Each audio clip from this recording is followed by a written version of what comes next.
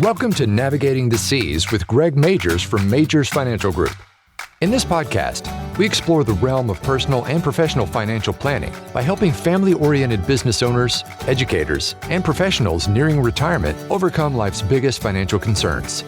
One of them, maintaining your lifestyle while still having enough money throughout your golden years. We do this by helping you find clarity, confidence, and control in your financial planning. Listen in as Greg draws from years of experience and guest experts to open your horizons to new strategies and techniques designed to carry clarity, integrity, honesty, and credibility to your finances. Now, on to the show. Hello and welcome to Navigating the Seas with your host, Greg Majors. My name is Eric Johnson. I am Greg's producer on this podcast, and I am, just like you, audience, I'm sitting here excited about education. Greg has started this podcast to educate the audience. We're going to have a lot of fun on this. I'm here to learn along with you guys. Greg, how are you? I'm doing great, Eric. How about yourself? I am fantastic. Like I said, I'm so excited. Thank you so much for letting me be a part of your podcast and letting me learn right alongside the audience. Sounds good. Audience, this is Greg's inaugural podcast. I'm going to ask him a bunch of questions about his history, about his personal life, just so you can get to know him as a businessman and also get to know him personally a little bit. But before we start that, I know that you probably clicked on the podcast to listen to it, and you may have seen the name, but if you didn't, Navigating the Seas is not S-E-A-S, it's capital C apostrophe S. So the C's stand for something. Greg, what do they stand for? The C's stand for the three basic things that our office does for people is we help people find clarity, confidence, and control. And we think those three components of any financial plan are what help make it successful for the client. So that they know clarity first is, what am I wanting to achieve with my money and what do I want to do in my life? So we help them through a series of questions find clarity. And then secondarily, what we do with clients is we show them proven strategies to help them accomplish their goals and their dreams. And that provides confidence for them. And then third, and the ultimate thing is they end up being in control of their financial future. I think we all want that a little bit more today. And we've been seeing the markets. We see what's going on. A little more control would be pretty good. Yes, sir. Well, let's dive into this. Let's talk a little bit about your history. How did you decide to work in financial services? Well, it was a little bit out of necessity in a sense. I had had a prior career helping people in photography and video type production work out in Texas. And in 1994, I decided to relocate to Northwest Florida, which is where my family's from originally. I grew up as a military brat, lived all over the country, even overseas for a while. Never had a chance to go back to the family homeland types, let's say. So we relocated in 1994. And then in 1995, our beautiful daughter was born. And I needed to find a new career because the opportunities weren't quite the same as in Northwest Florida as they had been out in Texas. Wow. That is a huge change. You had a major move, you had a major career change, and you had a baby. Well, I tell you, it's been a good time. Good deal. All right. Who do you work with and what is your specialty? I love helping families and individuals as well as business owners put together their financial plan for their future that meets their goals and dreams. Back in 2001, I really kind of focused that efforts and energies on the education market in Northwest Florida. I've worked primarily with people in the Florida retirement system, helping them navigate how that system works and putting all the pieces of the puzzle together to help them retire successfully. With our clients, what we like to do is sit down, and in a broadest sense, is to basically sit down with them, ask them questions so they can hear their own answers. And together we put together a financial plan. And basically what we're trying to do is take all the different pieces of the financial plan and put it together, kind of like being a financial quarterback or a captain of a boat, just helping them navigate the different things that might come in front of them as they move into retirement and help them ensure that they're on the right course. When you said that, I pictured a sailboat because the captain is usually yelling out orders to the other people, whether they're trimming the sails or they're having to do all these different things in conjunction with the main captain who's navigating, right? So that's what I pictured in my mind. And I know that you have a pretty robust team, and we'll talk about them in just a moment. But I want to know more about your ideal client because, when people first start in this business, I think people are just like, I just need clients. But you've been doing this a very long time. And so I know that you have a specific type of client that you really like to work with. Can you describe that for me? Sure. When you think about what's the ideal client for Majors Financial Group and ourselves, it's the person or family or business owner that is concerned about retirement and financial matters, but maybe needs some help putting the pieces together. They're concerned about it. They've been making steps in those directions, but they want some education. They're kind of overwhelmed with what all's going on in the world today, whether it be the economy or just political things. It just seems like a crazy world. So we're looking for the person who's serious about things, cares about their families, cares about their employees, but wants to have a plan, to have things put together and crystallized to meet the objectives that they have. And how do you find these new clients? In the past, and I really, throughout my full career, it's really been more of a word of mouth and referral type business. I've not been a guy that's done a lot of marketing. Working in the educational system, obviously, there's a large number of people that have common needs and goals. And I've gotten to meet a lot of educators and staff and faculty through about 6 county school districts in Northwest Florida, which is probably 50, 60,000 educators. And it's all been referral. We think we want to do a good job for a client and we want to help them out. And we've been fortunate and been blessed with referrals from other clients. I love the fact that you brought up educators because you, at your heart, are an educator. That's why you started this podcast. You want to be able to bring education to the masses. This podcast is, I like to say nationwide, but truly it's worldwide. But you service people and serve people in this nation for sure. What kind of client education do you do? Because you have education at your heart. Well, to use some football type of analogies, living here in the Deep South, everybody likes college football. And the great coach at the University of Alabama, Nick Saban, says it's all about the process. That's really where we start with client education. We want to work through a process with the clients. And then one of the first things we try to do is take a quick snapshot of where they're at. And then we spend a lot of time educating them using a system called money tracks to kind of educate them on how the money is flowing through their current lifestyle, how things happen, how they may or may not need to make adjustments to that so they can benefit for getting the maximum use out of the money that they already have and what they're spending. Earlier, we spoke a little bit about your team. All right. I brought up the team because I know that you can't do this by yourself. So who's on your team and what do they do? Basically, we have 3 additional team members. The first, as she's been called before, our director of first impressions is Suzanne. When you call in, she's the one that's going to answer the phone, help you out. She handles my calendar. She also handles some service issues with our clients. Secondarily, I've got Mary Beth. She is like my right-hand person.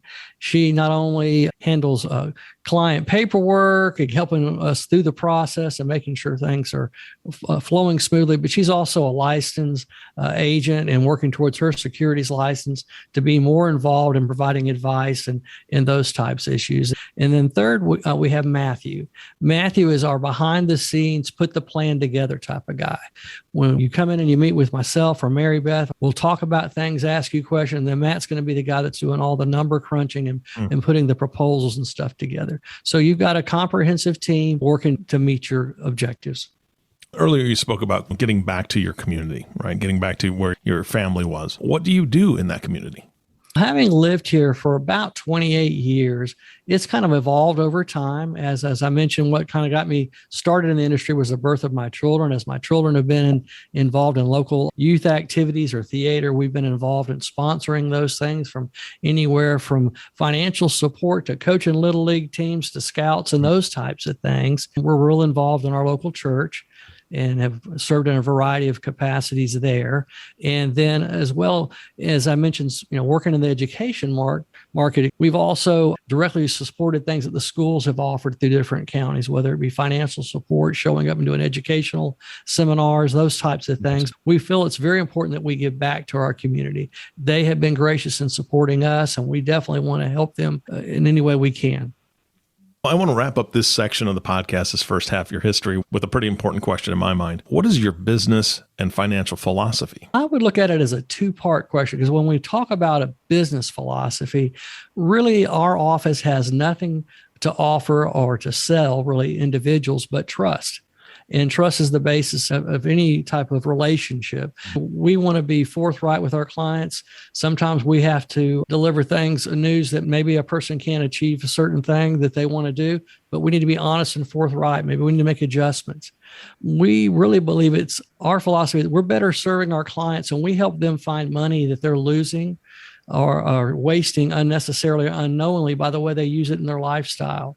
So we're not a firm that's out trying to chase the highest returns. We're trying to help families protect what they've got, grow money in a way that makes sense, and educate them. Like I said, they're in control of their financial future. Yeah, that's a great place to be.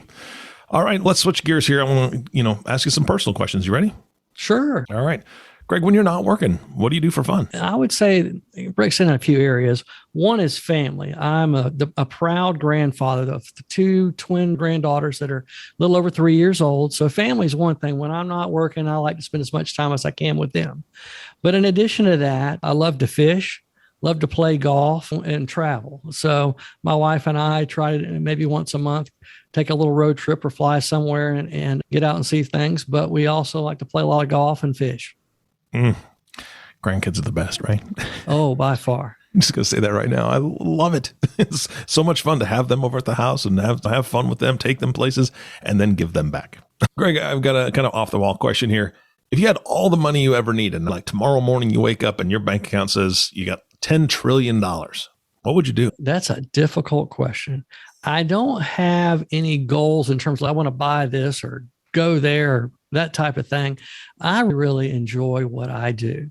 So I don't see be tremendous changes in my family's affairs. Obviously, I'd like to take care of my children and grandchildren and make sure their futures were okay.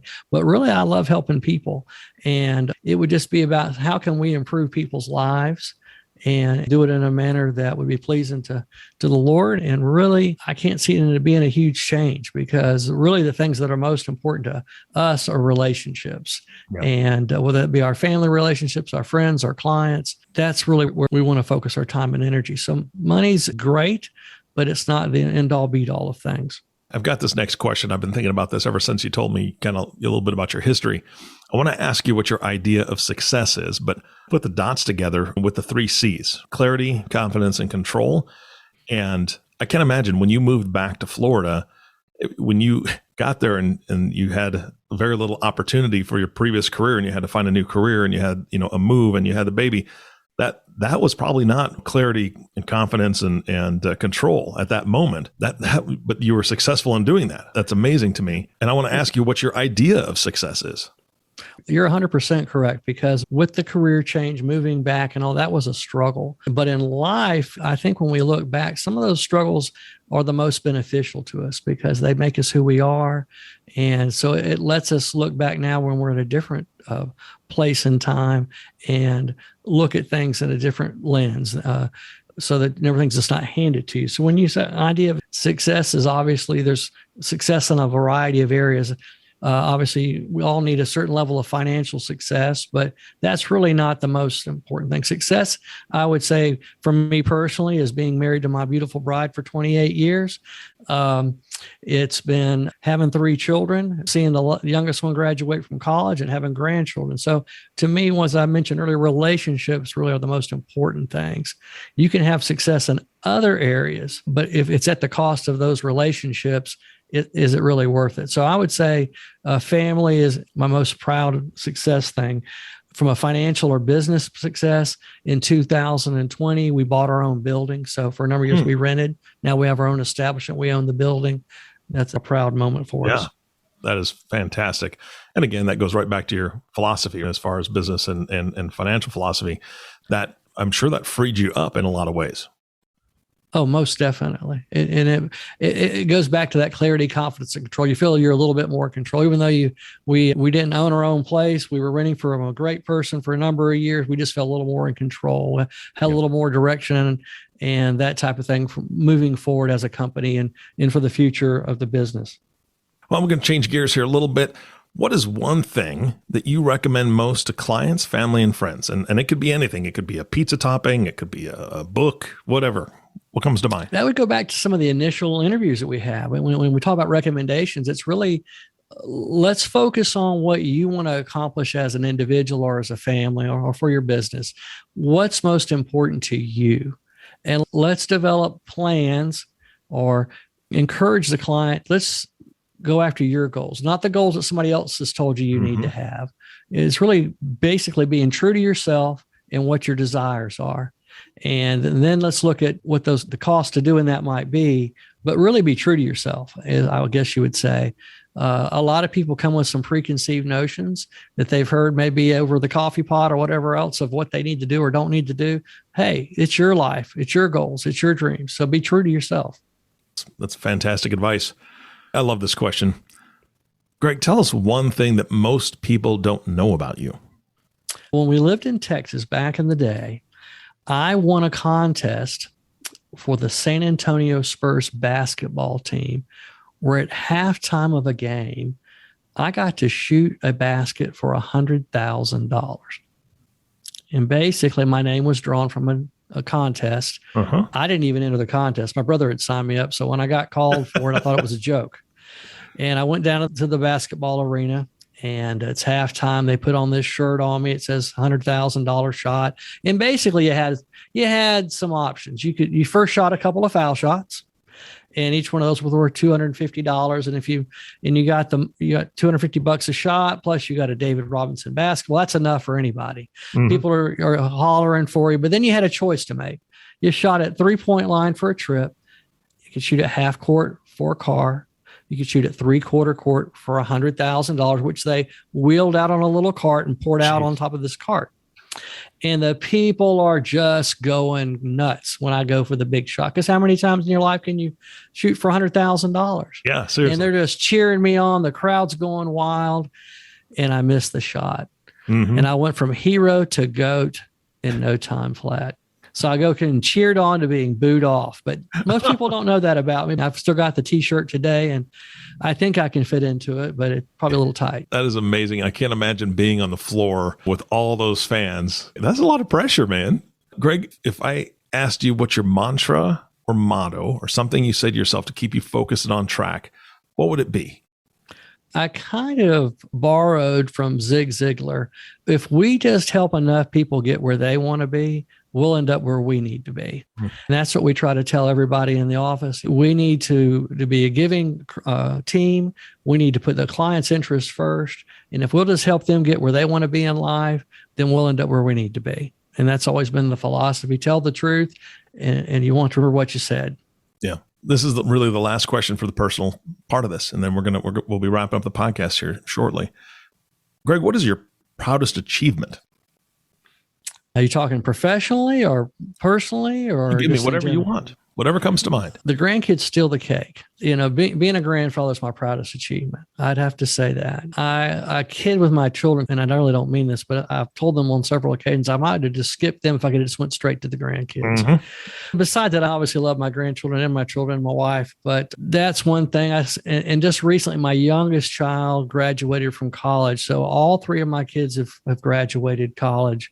And I think that's probably from a personal perspective, one of my proudest achievements. I'm just proud of the fact that we've been blessed with a great family, and these youngsters are working hard and have hit some of their goals. And I look forward to seeing what they do in the future and what we do as a team here to make life better for people. Yeah, that's beautiful. As I mentioned earlier, this podcast is nationwide and worldwide, really, and you're going to get the attention of a lot of people. So multi-part question, but who should be listening to the podcast? And then give us a sneak preview on what you're going to be bringing to the table on this podcast. Well, I would say the people that need to listen to this are those that, and especially in today's times, that have been working to put things together, but really just can't put it together. They want somebody to clear the smoke, so to speak, of this battle of life, and would really like the 3 C's. They want some clarity, confidence, and control. And they want somebody to sit down and ask them the questions that they may not know to ask themselves, so that they can have a better vision of what they want to accomplish and see how they can be in control with some effort on both our parts. It's a team effort, not only from my team, but from them. I think that's the type of person that would be best to call us and how we could help them. Yeah. All right. And then give us that sneak preview. What are you going to be bringing to the table? I hope to have a variety of podcasts that are going to be things like we'll do a short overview of our process and how money works in a person's life. What are some ways to grow money and not take a lot of risk? What are some avenues of trying to minimize some taxation? Also, we'll look at basically there's 5 wealth transfers that happen in a person's life. It's how you fund your children's college education. It's how you pay your taxes. It's how you contribute to plans. It's how you purchase your home or how you make major capital purchases. And we're going to go through some of those areas, as well as we'll obviously talk about some insurance areas and that type of thing and investments, but help people see how those different stages or things that they come across in their lives, what might be the best ways or most informed ways to attack those things. We ask people all the time, if you had a choice between having Tiger Woods golf clubs or Tiger Woods swing, which would you like to have? And obviously the answer is swing. So hopefully these podcasts are going to answer questions and provide education so that in a golf analogy, you would be focusing more on the proper swing for life than the clubs. Because everybody else wants to talk about the tools. We want to talk about the swing. Nice. All righty, sir. This has been fantastic. Greg, again, thank you so much for allowing me to be a part of this podcast and learn from you. And I just appreciate everything you're doing. We thank you, Eric, for all you're doing for us. Hey, you bet. And our last thank you is always going to go to you, listening audience. Thank you so much for tuning in and listening to the Navigating the Seas podcast with Greg Majors. If you have not subscribed to the podcast yet, which I know you haven't because this is the very first one, please click the subscribe now button below. This way, when Greg comes out with a new podcast, it'll show up directly on your listening device. And this makes it really easy to share these podcasts with your friends and family. Again, thanks for listening today. For everyone at Majors Financial Group, this is Eric Johnson reminding you to live your best day every day. And we'll see you next time.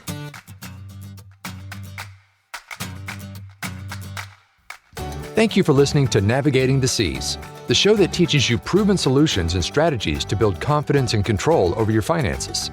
Have questions about the show? Visit our website at www.majorsfg.com or give us a call at 850-892-9922. Don't forget to click the follow button to be notified when new episodes become available. The information covered and posted represents the views and opinions of the guest and does not necessarily represent the views or opinions of Majors Financial Group. The content has been made available for informational and educational purposes only. The content is not intended to be a substitute for professional investing advice. Always seek the advice of your financial advisor or other qualified financial service provider with any questions you may have regarding your investment planning. Securities offered through Center Street Securities, Inc., CSS, a registered broker-dealer and member FINRA SIPC. Investment advisory services offered through Center Street Advisors, CSA, an SEC-registered investment advisor. Majors Financial Group is independent of Center Street Securities and Center Street Advisors.